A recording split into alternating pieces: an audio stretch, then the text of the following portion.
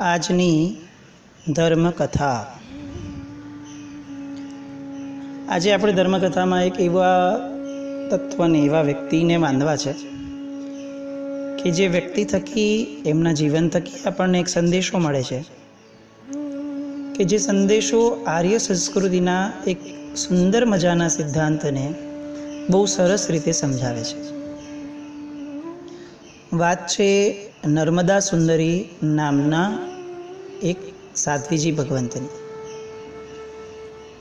પૂર્વભવની અંદર તેઓ નર્મદા નદીના અધિષ્ઠાત્રી દેવ હતા, એટલે ત્યારથી એમનું નામ નર્મદા દેવી પડ્યું હતું।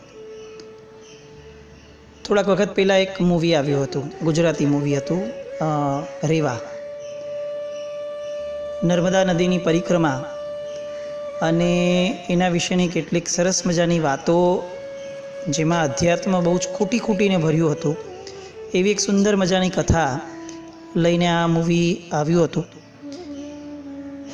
કેટલીક સરસ વાતોમાંથી એક વાત આ હતી કે આપણી સંસ્કૃતિમાં નદીને પણ મા માની છે। પ્રકૃતિના જેટલા પણ અંગો છે એ બધાને આપણે મા માનતા, માતા। કેમ? તો કે એની માતાની ક્યારે પણ હિંસા કરવાનું મન ન થાય। એટલે આપણે ત્યાં આર્ય સંસ્કૃતિમાં, હિન્દુ ધર્મમાં, વૈદિક સનાતન ધર્મ, જૈન ધર્મ, આ બધા ધર્મોની અંદર ઘણા બધા તત્વોને આપણા સ્વજનો તરીકેની ઉપમા આપી અને એમના પ્રત્યે આપણને સદભાવ થઈ જાય, સહજ સદભાવ રહે, એવી એક આખી સરસ મજાની પરંપરા, શ્રદ્ધા સંપન્ન પરંપરા આપણે ત્યાં મૂકી દીધેલી, જેને આપણે અત્યારના વર્ગે અંધશ્રદ્ધા કહી અને ઉડાડાવી દીધી। એવી જ આ નર્મદા નદી, અને એ નર્મદા નદીની એક સરસ મજાની વાત કે એના અધિષ્ઠાત્રી દેવ જે હતા એ બીજા ભવની અંદર છવી અને સ્ત્રી તરીકે જન્મ્યા અને એમના લગ્ન થાય છે। ઉંમર થતાં નામ છે મહેશ્વર દત્ત, જેમની સાથે એમના લગ્ન થાય છે। પરમાત્માના શાસનના સરસ મજાના તત્વો પચાવ્યા હતા અને આચરણની અંદર પણ પરમાત્માના શાસનના સિદ્ધાંતોને બહુ સરસ એમણે વણી લીધા હતા। એટલે આ નર્મદા સુંદરી જૈન ધર્મના આચરણથી એટલી સરસ મજાનું પોતાનું જીવન જીવતી હતી કે સાસરામાં આવી અને એમણે બહુ સરસ પ્રભાવ પણ પાડ્યો હતો। એકવાર પોતે પોતાના ઝરૂખામાં ઊભા હશે પરના માળે મહેલના, અને પાન ખાતા હશે તો પાનની પિચકારી એમણે ત્યાંથી ઝરૂખામાંથી છોડી। નસીબ માકું અને નીચે ન જોવાના કારણે, એ જે પ્રમાદ થઈ ગયો એના કારણે નીચેથી એક મહાત્મા મુનિરાજ પસાર થતા હતા અને એમના મસ્તક ઉપર આ પાનની પિચકારી પડી। નર્મદા સુંદરીને ધ્યાનમાં નહીં, કારણ કે ગોખની નીચેની સાઈડથી મહાત્મા ચાલતા હશે એટલે ઉપરથી એ જોઈ ન શક્યા, પણ જેવું મુનિ ભગવંત ઉપર પડ્યું, મુનિ ભગવંતે ઊંચે જોયું અને ઊંચે જોઈ અને જેવા નર્મદા સુંદરીને એમણે જોયા એવું તરત જ મહાત્માના મોઢામાંથી નીકળી ગયું કે મુનિની કરેલી આ આશાતનાથી તારે પતિનો વિયોગ સહન કરવો પડશે। અત્યારે હવે અચાનક મહાત્માના મોઢેથી આવું સાંભળતા નર્મદા સુંદરીનું ધ્યાન ગયું અને પોતેની ભૂલ સમજાઈ, ખ્યાલ આવ્યો અને તરત જ નીચે ઉતર્યા અને નીચે ઉતરી અને મુનિરાજના પગમાં પડ્યા અને કરગરવા લાગ્યા કે સાહેબ, મારી બહુ મોટી ભૂલ થઈ, મારું જરા પણ ધ્યાન ન હતું, મારાથી એટલું મોટું પ્રમાદવશ પાપ થઈ ગયું છે આશાતનાનું, પણ મને આ ક્ષમા કરો, આપ તો સમતાના સાગર છો, ક્ષમાના ભંડાર છો, તો પછી મારી આવી અજાણતી થયેલી ભૂલની આવડી મોટી સજા કેમ આપો છો? મને મારા પતિનો વિયોગ થશે, આટલો મોટો શ્રાપ મને આપી અને આપ આટલી મોટી સજા આપો છો, સાહેબ એ કેટલું યોગ્ય છે? અને એમ કરી અને આ નારીને ક્ષમા નહીં આપો? આવું એક કાકલુથી ભર્યું રુદન એ આ નર્મદા સુંદરીએ મહાત્મા પાસે અહીંયા કરે છે। પણ મુનિ ભગવંતે તરત કીધું કે મેં તને કંઈ શ્રાપ નથી આપ્યો તમને, આ તમારા પૂર્વકર્મના ઉદયનો વિપાક જે હું અત્યારે તમને જોતા મને જ્ઞાનમાં સ્ફુર્યો છે, એ વિપાક જ મેં તમને કીધો છે, આ મારો શ્રાપ નથી। કારણ કે જૈન મુનિઓ ક્યારે કોઈને શ્રાપ ના આપે, એ તો ક્ષમાશ્રમણ છે, એ ક્રોધ પણ ન કરે, વેર પણ ન થાય, તો શ્રાપ આપવાનો તો પ્રશ્ન જ ક્યાં આવે છે? પણ આ જે કર્મ જે મારા મુખમાંથી નીકળી ગયું છે, એ કર્મ એ તારે ભોગવવું પડે એ રીતનું કર્મ છે। એટલે મારા મોઢામાંથી નીકળ્યું છે એટલે તારે તને આવશે એવું નથી, આ તને આવવાનું છે એટલે તારા ભવિષ્યએ મારા મોઢેથી આ વસ્તુ બોલાવી છે. નર્મદા સુંદરીને બહુ દુઃખ થયું અને ફરીને લડીને માફી માંગે છે. ઘરે આવે છે, એના મગજમાંથી આ વાત જતી જ નથી કે હવે મને મારા પતિનો વિયોગ કઈ રીતે થશે અને કેમ થશે ને એની માટે મારે શું ધ્યાન રાખવાનું, ને બધી તકેદારીઓ એના મનમાં ચાલતી હતી. એકવાર મહેશ્વરદત્ત વેપાર માટે પરદેશ જતા હતા. સમુદ્ર ખેડવાનો હતો, તો એવું થયું કે આટલા બધા મહિના માટે બહાર ગામ જવું છે, તો ચાલો પત્નીને સાથે લઈને જઈએ. અને એટલે એમણે નર્મદા સુંદરીને પણ સાથે લઈ જવાનું રાખ્યું. દરિયાની અંદર સુંદર મજાનો પ્રવાસ એમનો ચાલુ જ હતો. એમાં અચાનક જ એ લોકો વહાણમાં હતા અને ત્યારે એક દરિયાઈ દ્વીપમાંથી સંગીતના મધુર સૂરો એ લોકોને સંભળાયા.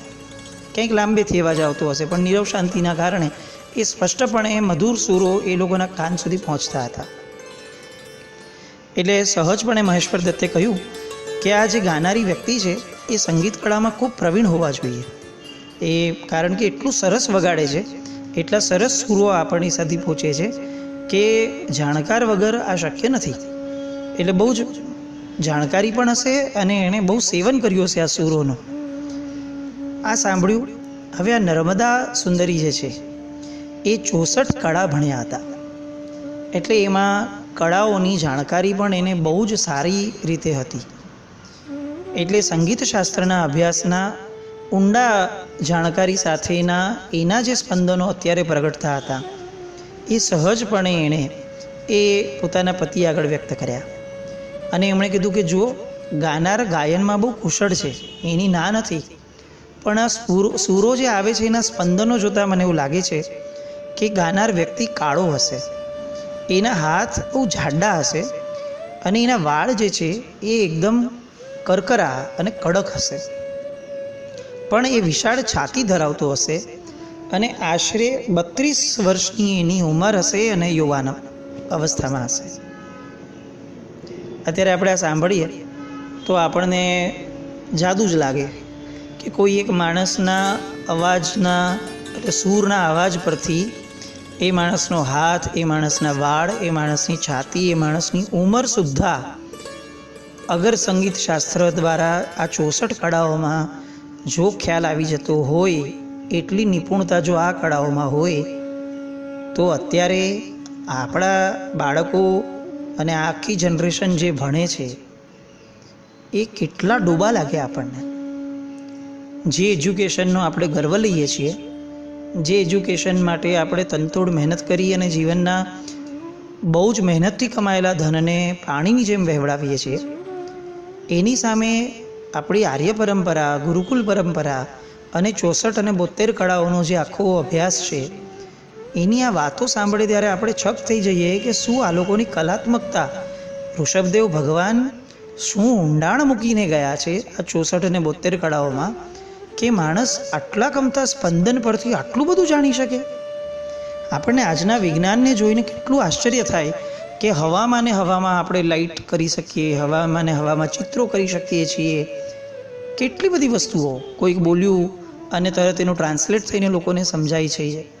આ બધા વિજ્ઞાનના ચમત્કારોના મૂળમાં આ પૂદગલોના ખેલ છે કે જે આપણા શાસ્ત્રોમાં એટલા સહજ રીતે મૂક્યા હતા, કોઈ પણ જાતના કુતૂહલ વિના, કારણ કે જ્ઞાની પુરુષો હતા, કે આ ઊંડાણને જો આપણે એમણે કીધેલા માર્ગ રીતે ભણ્યા હોત તો આજે કદાચ આપણે આ વિજ્ઞાનીઓને ઈર્ષ્યા થાય એટલી જબરદસ્ત લેવલ ઉપર આપણી પ્રજા હોત.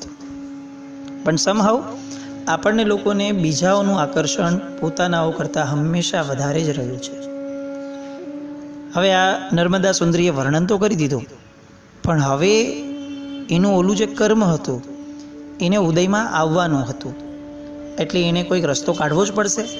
એટલે હવે એ કર્મએ એના પતિ પાસે કુવિકલ્પ ચાલુ કરાવડાવ્યા. એના પતિને મનમાં તરત થયું મહેશ્વર દત્તને કે પર પુરુષ વિશે આટલી ઊંડી જાણકારી કઈ રીતે હોય? નક્કી આ સ્ત્રીની અંદર કંઈક એવા વિકારો છે જ કે જે આવું વર્ણન પર પુરુષનું કરાવડાવી શકે, કઈ રીતે ચાલે? અને એના પતિ એટલે કે મહેશ્વર દત્તને હવે વિચારોની દિશા એટલી બધી આડી અને ઊંધી ફંટાણી કે હવે એને આ નર્મદા સુંદરી પ્રત્યે તિરસ્કાર જાગવાનો શરૂ થયો.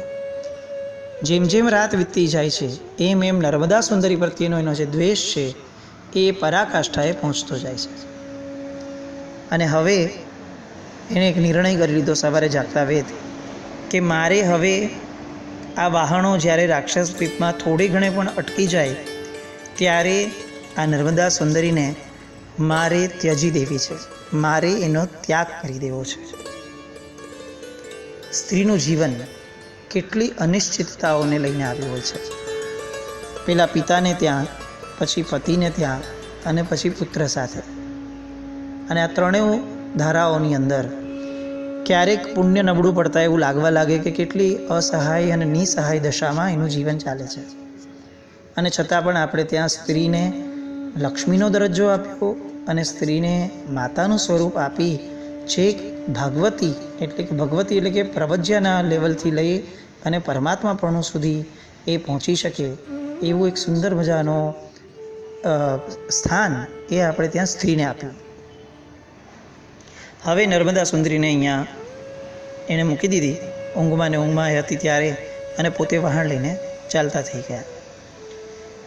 ઘરે પૂછ્યા અને ઘરે જ્યારે બધાએ પૂછ્યું કે શું થયું ત્યારે એણે કીધું કે એક સ્ત્રી નર્મદા સુંદરીને તો વાઘણ આવી અને એનું રૂપ ધરેલા રાક્ષસે ફાડી નાખી અને હું શું કરી શકું. અને એટલે હું નીકળી ગયો. યવન દ્વીપની અંદર બહુ જ બધું ધન મળ્યું અને મૃત્યુના સમાચાર આપી અને એનું પ્રેત કાર્ય વગેરે કરી અને એ પોતાની રૂટીન લાઈફમાં મહેશ્વર દત્ત આગળ વધવા લાગ્યો. આ બાજુ રાક્ષસ દ્વીપની અંદર જાગેલી નર્મદા સુંદરીના માથે આફતનો કોઈ પાર નહીં. પતિ દેખાય નહીં, કારમું આક્રંદ કરવા લાગી અને એમાં પાછું મારા સાહેબની વાત યાદ આવી એટલે ઓર એને રુદન થયું કે આ મારા કર્મનો પાક્કો ઉદય થયો જ છે અને હવે ધર્મનું શરણ લઈ અને જ્યાં હતી ત્યાં રહી અને દિવસો વ્યતીત કરવા લાગી. એકવાર એનું કર્મ હવે પતવા આવે છે એટલે એકવાર એના કાકા વીરદાસ એ જ દ્વીપ ઉપર કંઈક સામાન લઈને આવ્યા હશે. નર્મદા સુંદરીને જોઈ અને ત્યાંથી એને લઈને ચાલ્યા ગયા. પણ ફરી પાછી અનિશ્ચિતતાઓ તો ચાલુ જ છે. કાકાને ત્યાંથી ક્યાંક સરકી જઈ અને એ ખોવાઈ ગયા અને ખોવાઈ જવાના કારણે ફરીથી આગળ અજાણ્યા રસ્તે ફંટાણા અને એમાં એક વેશ્યાના હાથમાં ફસાઈ ગયા. રૂપ તો અદ્ભુત છે એટલે અહીંયા વેશ્યા તો એને પકડીને જ બેઠી છે કે ગમે તેમ કરીને એના દ્વારા એ કમાય. ઘણી ધાક ધમકી, ઘણી મારપીટ કરે છે પણ આ નર્મદા સુંદરી પોતાના શીલ ધર્મથી જરા પણ ચલિત થતી નથી. અને એટલે એકવાર રાજ્યસભામાં જ્યારે એને રાજાએ બોલાવી ત્યારે એને લાગ્યું કે હવે મારું શીલ ખંડિત થશે જ. આવું વિચારતા જ્યારે જે પાલખીમાં એને લઈ જવામાં આવી હતી એ પાલખીમાંથી આ નર્મદા સુંદરીએ અચાનક જ એક કૂવામાં ખાડની અંદર પડતું મૂક્યું. ગંદુ થઈ ગયું શરીર એકદમ અને લોકો કેવા લાગ્યા કે આ શું કરે છે. અને ત્યાં જ નર્મદા સુંદરીએ પોતાના શીલની રક્ષા માટે એક તરકટ રચ્યું અને ગમે તેમ અસભ્ય ભાષા બોલવા લાગી, પાગલની માફક વર્તવા લાગી, પોતાના વસ્ત્રો ફાડવા લાગી અને લોકોએ માન્યું કે આ તો પાગલ છે, આ તો કોઈ પિશાચીની છે. અને એટલે એને લોકોએ ત્યજી, રાજાએ પણ એને છોડી અને પેલી વેશ્યા પણ એને ત્યાજી દીધી. અને હવે બધા જ લોકો પોતાની વાત ભૂલી ગયા અને નર્મદા સુંદરી આ વસ્તુનો ફાયદો ઉપાડી અને ત્યાંથી નીકળી ગઈ. વિવિધ જગ્યાઓથી પ્રયાસ કરતાં પોતાના મૂળ, પોતાના પિયરે માતા પિતાને ત્યાં આવી અને સુખેથી ત્યાં રહેવા લાગી. એનું કર્મ પૂરું થયું પણ હજી પણ એના પતિ સાથેનો વિયોગ તો એનો ઊભો જ છે. એકવાર એ જે માતા પિતા સાથે રહેતી હતી એ નગરની અંદર આર્ય સુહસ્તીસુરી એ પધાર્યા. નર્મદાએ પોતાનો પૂર્વજન્મ પૂછ્યો કે મને આવા બધા કર્મો શા માટે ભોગવવા પડ્યા. ત્યારે જ્ઞાનના સાગર સમા મહાત્માએ એમને કહ્યું કે તું પૂર્વજન્મની અંદર નર્મદા નદીની અધિષ્ઠાત્રી એવી નર્મદા દેવી હતી અને અધિષ્ઠાયિકાપણાનો મદ તારા માથે ચડી ગયો ત્યારે તે કાંઠે રહેલા મુનિ ભગવંતો ઉપર ઘણા બધા ઉપસર્ગો કર્યા હતા અને આ ઉપસર્ગોના પરિણામે તે એવું ચીકણું કર્મ બાંધ્યું કે જેના કારણે તારા પતિનો વિયોગ સહન કરવો પડ્યો અને વેશ્યાને ત્યાં પણ જઈ અને તારે આટલા બધા જબરદસ્ત કર્મો એને તારે ભોગવવા પડ્યા. સાંભળ્યું, એમને જાતિ સ્મરણ જ્ઞાન થયું, અને જાતિ સ્મરણ જ્ઞાન થતાં જ નર્મદાએ હવે નક્કી કર્યું કે આ સંસારથી સર્યું. કેવો છે આ સંસાર, કેવા પાપો બંધાવે, અને જ્યારે ઉદયમાં આવે ત્યારે જીવ કેટલો હેરાન થાય. બાંધતી વખતે ખ્યાલ પણ ન રહે કે આનો ઉદય મારે ભોગવવાનો છે, અને જ્યારે આવે ત્યારે યાદ પણ ન આવે કે આ તો મારા જ બાંધેલા કર્મો છે. કેટલી મોહની કારણે, જીવની અજ્ઞાન દશાના કારણે જીવે ભોગવવાનું.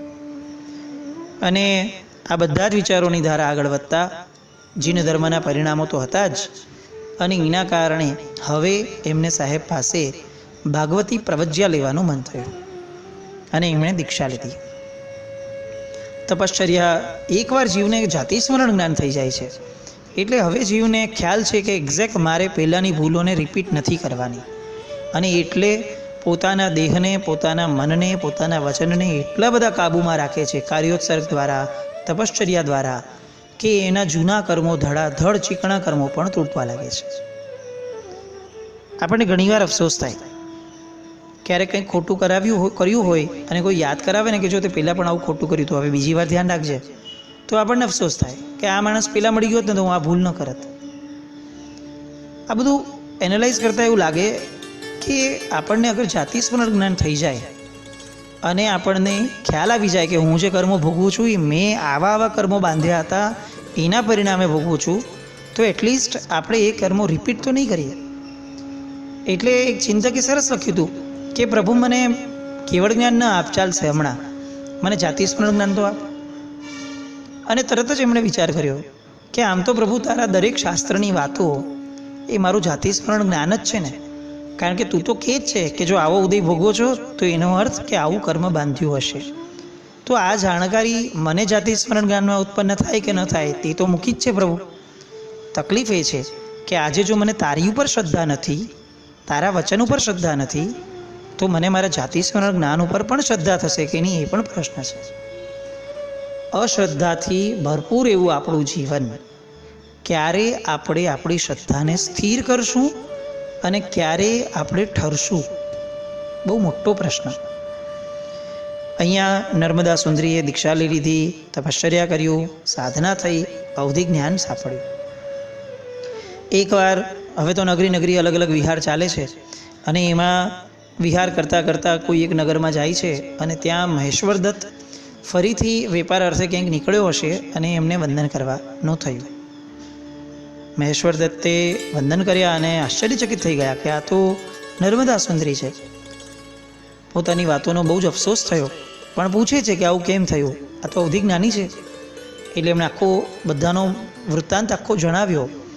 સાંભળતા મહેશ્વર દત્તને પણ પ્રગાઢ પશ્ચાતાપ થાય છે, અને એ બહુ જ રુદન કરે છે. ત્યારે સાધ્વીજીને કહે છે કે આમાં તમારો કોઈ વાંક નથી, મારા કર્મ મારે ભોગવવા પડ્યા, તમે તો ખાલી નિમિત્ત બન્યા, વાંક તો મારા આત્માનો છે કે જેણે આવા કર્મો બાંધ્યા હતા. અને એ આશ્વાસન આપે છે. અને મહેશ્વર દત્ત પણ આ બધી વાતોથી ખૂબ વૈરાગ્ય પામી અને દીક્ષા લે છે. હવે બંને જણા જે સ્થળ ઉપર એમની સૌથી પહેલી ભૂલ એમને જે ધ્યાનમાં છે થયેલી, એવા આ નર્મદા નદીના કિનારે આવે છે વિહાર કરતાં કરતાં. અને હવે નર્મદા સુંદરીને અને આ મહેશ્વર દત્તને આ નર્મદાનો કિનારો છોડવો નથી, કારણ કે આ એ જ ભૂમિ છે કે જે ભૂમિ ઉપર એમણે વિરાધના કરી, અને હવે આ જ ભૂમિ ઉપર એમણે સાધના કરવી છે. બંને જણા પોતાની સાધનાની ધારામાં એટલા આગળ વધ્યા, એટલા લયલીન બન્યા, પોતાના મન દ્વારા પોતાની ઇન્દ્રિયોને એટલી બધી કાબૂમાં લઈ લીધી કે આગળ વધતા વધતા વધતા ઉપશમ શ્રેણીમાંથી ક્ષપક શ્રેણી માંડી અને કેવળ જ્ઞાનની પ્રાપ્તિ થઈ.